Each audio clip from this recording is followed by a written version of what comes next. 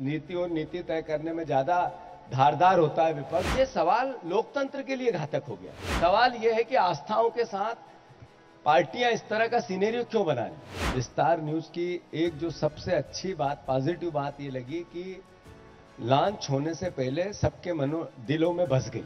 जो ट्विटर पे हम देखते रहते हैं, द बेस्ट नए और ऊर्जावान परिवार के लोग हैं। मैं सबको शुभकामनाएं देता हूं। कार्यक्रम को हम आगे बढ़ाएंगे। हमारे साथ जीतू पटवारी जी, पीसीसी अध्यक्ष मौजूद हैं। अनुरोध करना चाहूंगा मंच पर आए और हमारे एग्जीक्यूटिव एडिटर ज्ञानेंद्र तिवारी जी से अनुरोध करना चाहूंगा कि एक हेल्दी संवाद यहां पर हो, चर्चा को आगे बढ़ाएं।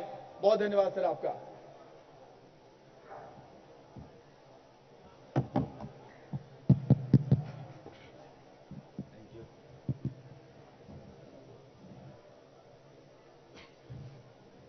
बहुत धन्यवाद सुमित, बहुत शुक्रिया रसिका, और बहुत बहुत धन्यवाद हमारे संपादक ब्रजेश राजपूत जी को।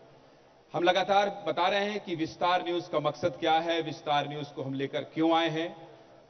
इसी बीच मध्य प्रदेश के कांग्रेस के प्रदेश अध्यक्ष, युवा कह सकता हूं ना सर, युवा, हां देखिए अध्यक्ष जी खुद कह रहे हैं कि मुझे युवा कहिए, क्योंकि जो इनके काम करने का तरीका है, जो कार्यशैली है और जिस आक्रामक तेवर पर ये राजनीति करते हैं, सियासत की बिसात बिछाते हैं, वो सब आपने देखा होगा, आपने समझा होगा। बहुत स्वागत करता हूं, एक बार जोरदार तालियों के साथ स्वागत करें आदरणीय जीतू पटवारी जी का, प्रदेश अध्यक्ष कांग्रेस का। सर सबसे पहले तो आपसे यही कहूंगा, हमें शुभकामनाएं दे दीजिए, हम अपना विस्तार करने आ गए। बिल्कुल जरूर। जो विस्तार न्यूज चैनल मध्य प्रदेश में और देश में एक नई लॉन्चिंग हुई, पहली ऐसी विधा हमने लोकतंत्र के चौथे स्तंभ में इस तरह की देखी कि ट्विटर पे, सोशल मीडिया पे या अलग अलग प्लेटफॉर्म सोशल मीडिया के सब पे न्यूज चैनल आने से पहले ही इतनी फेमस हो गई, लोगों के जहन में बैठ गई, आम जनता पहचानने लगे। इसके लिए मैं ढेर सारी आप सबको शुभकामनाएं देता हूं और साथ ही साथ ये भी आशा भी करता हूं और विश्वास भी है मुझे कि लोकतंत्र में जो सच्ची और अच्छी खबरें, न्यायप्रिय खबरें, और चूंकि मैं अभी विपक्ष की भूमिका में हम और हमारा दल है, तो उसको ताकत देने वाली खबरें, सहयोग करने वाली खबरों पर आपका फोकस रहेगा। इसके लिए भी मैं आशान्वित हूं। खूब ढेर सारी शुभकामनाएं। प्रदेश का सबसे विश्वसनीय, अच्छा, मजबूत, सच्ची और अच्छी खबरों का चैनल विस्तार न्यूज बने, इसकी मेरी शुभकामना। क्या बात है, आपने विश्वास की बात भी की है और आदरणीय विश्वास सारंग जी भी सामने बैठे हैं, तो विपक्ष की बात भी कर लेते हैं। आपने कहा कि विपक्ष की आवाज को मजबूत करने के लिए आप सहयोग कीजिएगा। हम पूरी कोशिश करेंगे मंच बराबर का दें, लेकिन आपका अगर सहयोग करेंगे तो विश्वास जी का विश्वास हमारे प्रति कम हो जाएगा। विश्वास जी व्यक्तिगत बात नहीं, तो मेरे दोस्त हैं, पर मैं आपसे अनुरोध ये करता हूं कि लोकतंत्र में चौथा स्तंभ हमेशा विपक्ष को सहयोग करने वाली भूमिका में तब तब रहता है जब सरकार को देश के लिए ज्यादा महत्व होता है, देश की नीति और नीति तय करने में ज्यादा धारदार होता है विपक्ष। जब आप सहयोग करेंगे तो देश का अल्टीमेटली सहयोग करें, तब आप देश का, विपक्ष का सहयोग करेंगे तो एहसास होगा। जीतू भैया, मेरा वादा है आपसे और मेरे संपादक ब्रजेश राजपूत जी का भी वादा है कि जो खबरें लगेगी कि हमको दिखाना है और आपकी आवाज को बुलंद करना है, हम पीछे बिल्कुल नहीं हटेंगे। आपकी शुभकामनाओं के लिए आपका बहुत शुक्रिया। अब चूंकि मौसम चुनावी है तो मैं थोड़ा सा चुनाव की तरफ जाना चाहता हूं और मैं आपसे ये जानना चाहता हूं कि सब कुछ ठीक चल रहा है कांग्रेस में? नहीं, जरूर। हम अभी रिसेंट इलेक्शन में हारे हैं, हमारी जैसा परिणाम आना था उसके विपरीत आए हैं। यह भी जरूर है कि जिस परिस्थिति, जिस फिनोमा को देश में बनाया गया, प्रदेश में बनाया गया और आम जनता से जिस तरीके की बातें की गई, उसके विपरीत देश की सरकारों ने देश में परिणाम दिए हैं। वो चाहे मध्य प्रदेश के 23 के चुनाव हो या 14 के नरेंद्र मोदी जी ने जो देश को सपने दिखाए थे। लोकतंत्र में जो जीता वो सिकंदर, इसको भी डिनाई नहीं किया जा सकता। पर यह भी जरूरी है कि लोकतंत्र में दो पटरी पे चलने वाली व्यवस्था होती है। हमें विपक्ष की भूमिका मिली है, हम सरकार की वो बातें जो प्रदेश हित में नहीं है, देश हित में नहीं है, अपनी करते रहेंगे। आज जरूर सवाल है देश के सामने कि लोकतंत्र में जो भरोसा, जो विश्वास एक आम जनता को होना चाहिए, जो शुचिता की बात जो आम जनता में होनी चाहिए, जो राजनीतिक लोगों के लिए आम जनता की जो एक ब्लेसिंग होती थी उसमें कमी आई है। निरंतर लोकतंत्र में दल बदल जो चल रहा है, इससे लोकतांत्रिक व्यवस्थाओं पर प्रश्न खड़े हो रहे हैं। ये जरूर आज शुभारंभ का दिन है जीतू भाई, तो मैं अच्छी बात करना चाहता हूं, लेकिन आपने कहा कि दल बदल, मत बदलिए, मत बदलिए। अगर मान लीजिए ये बदलना चाहते हैं आपको, तो आप नहीं बदलेंगे तो क्यों ये बदल पाएंगे क्या? लोग कांग्रेस को छोड़कर क्यों जा रहे हैं? क्यों ऐसी शिकायत कर रहे हैं कि इनके जो शीर्ष नेता हैं उनके पास बात करने का वक्त ही नहीं है? अब बताइए, कमलनाथ के गढ़ में अगर कोई विधायक पार्टी छोड़कर चला जा रहा है तो कहीं ना कहीं थोड़ा सा आपको लगता नहीं? बहुत ईमानदारी से, आप बहुत बेबाक हैं, इसलिए मैं जानना चाहता हूं। मैं अच्छी बात करना चाहता हूं आज, क्योंकि आज हम शुरू कर रहे हैं विस्तार न्यूज को। मैं आपको लगता नहीं कहीं अपनी ओर से भी थोड़ी कमी है? नहीं, बात यह है कि चुनाव हार और जीत दो विषय जब आते हैं तो हम ये कह दें कि जो जीता उसी में सब कमी होगी, या जो जीत के गया उसने लोगों को भ्रमित कर दिया होगा, या कांग्रेस पार्टी को और स्ट्रेंथन होना है, इसमें मैं अपने आप को बचा लूं, मैं उन लोगों में से नहीं हूं।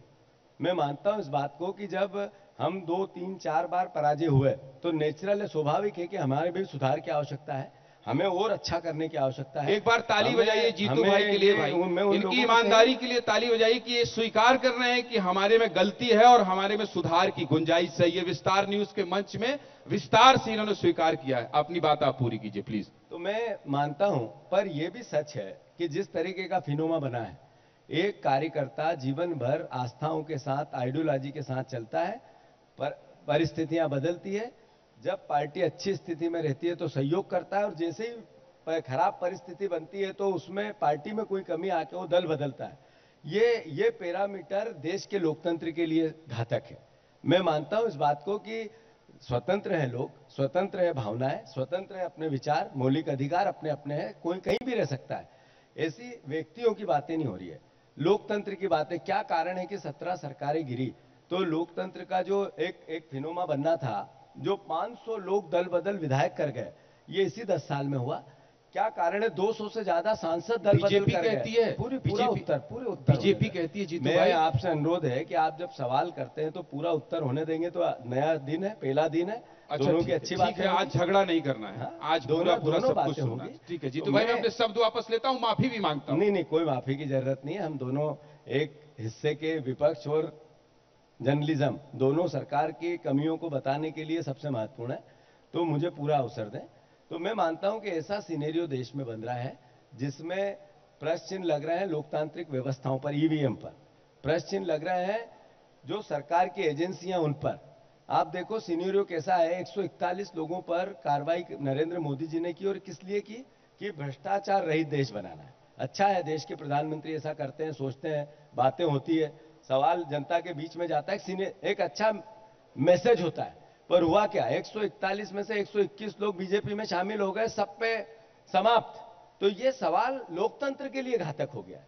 क्या कारण है? बीजेपी में पुराने लोग हैं, वो अपनी जगह खड़े हैं, बैठे हैं। मुझे उमा भारती जी से अभी कुछ समय पहले मेरी बात हुई, उन्होंने कहा कि मैंने बीजेपी के लिए इतना किया, आज मैं स्टार प्रचारकों की सूची में नहीं हूं। तो ये सवाल इसका नहीं है कि उनने क्या कहा, सवाल यह है कि आस्थाओं के साथ पार्टियां इस तरह का सिनेरियो क्यों बना रही? इतना लोकतंत्र मेरे लिए भी छोड़ दीजिए, मैं आपसे इजाजत मांग के इंटरप्ट कर लूं। मैं ये कह रहा हूं, मैं आपसे एक ही सवाल कर रहा हूं कि क्या आपको लगता नहीं कि भारतीय जनता पार्टी की जो कार्यशैली है, देखिए मैं विपक्ष से पूछ रहा हूं, यह बहुत सामान्य बात है कि आप यही कहेंगे कि मैं क्यों बोलूं, लेकिन आपको लगता नहीं कि भारतीय जनता पार्टी बूथ, पन्ना, कार्यकर्ता, और छत्तीसगढ़ की बात करूं मैं, वहां 1 लाख कार्यकर्ता हर दिन अटेंडेंस लगाता है। तो ये बीजेपी का जो अनुशासन है, इस अनुशासन की कमी है, आप लोग अपने लोगों को बांध नहीं पा रहे हैं। क्या लगता नहीं कि इस वजह से भी लोग छोड़ कर जा रहे हैं? मैंने सार्वजनिक जीवन में जो जीता वो सिकंदर, इसको डिनाई नहीं किया जा सकता। और मैं मानता हूं, जैसा मैंने अभी आग्रह किया आपसे, कि अगर हम चुनाव में हारे हैं और हम ये कहें हम श्रेष्ठ थे, तो ये भी जस्टिफाई नहीं होता है। कुछ कमी थी तभी हम हारे हैं। मैं मानता हूं सुधार होगा तभी हम अपने लक्ष्य की प्राप्ति कर पाएंगे, इसमें कोई जगह नहीं है। पर मैं इसको भी इसके साथ मानता हूं कि लोकतांत्रिक जो मूल्यों की गिरावट राजनीति में आई है, जो परिस्थितियां बदली है, जिस तरह की राजनीति चालू हो रही है, कांग्रेस शायद उसके लिए उतनी अपने आप को परफेक्ट नहीं कर पाई। उसके लिए भी कांग्रेस को करना चाहिए, इसको भी अस्वीकार नहीं करता हूं। चलिए, तो बस अंत में आपसे एक बार फिर कहूंगा कि दर्शकों को हमारे शुभकामनाएं दे दीजिए, हमें शुभकामनाएं दे दीजिए, और आप विस्तार न्यूज से क्या उम्मीद करते हैं ये बता दीजिए। मैंने शुरुआत में कहा, खूब ढेर सारी शुभकामनाएं। विस्तार न्यूज की एक जो सबसे अच्छी बात, पॉजिटिव बात ये लगी कि लॉन्च होने से पहले सबके दिलों में बस गई। दूसरी साथ ही साथ जो सबसे अच्छी बात ये हुई कि जिस तरीके के एंकर, जिस तरीके के पत्रकार, जिस तरीके के जर्नलिज्म में आपने चयन किया है, जो ट्विटर पे हम देखते रहते हैं, द बेस्ट नए और ऊर्जावान परिवार के लोग हैं। मैं सबको शुभकामनाएं देता हूं। ढेर सारी शुभकामनाओं के साथ आपकी सफलता हो, ऐसी कामना करता। चुनाव और इतने व्यस्त शेड्यूल के बीच में आपने इतना वक्त दिया, जीतू भाई आपका बहुत बहुत धन्यवाद। धन्यवाद।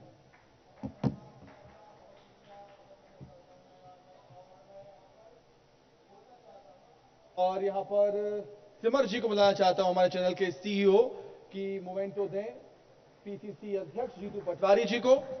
और बहुत धन्यवाद सर आपका, आपने अपना बहुमूल्य समय निकाला और यहां पर विस्तार न्यूज को टाइम दिया। बहुत बहुत शुक्रिया आपका सर, बहुत बहुत धन्यवाद।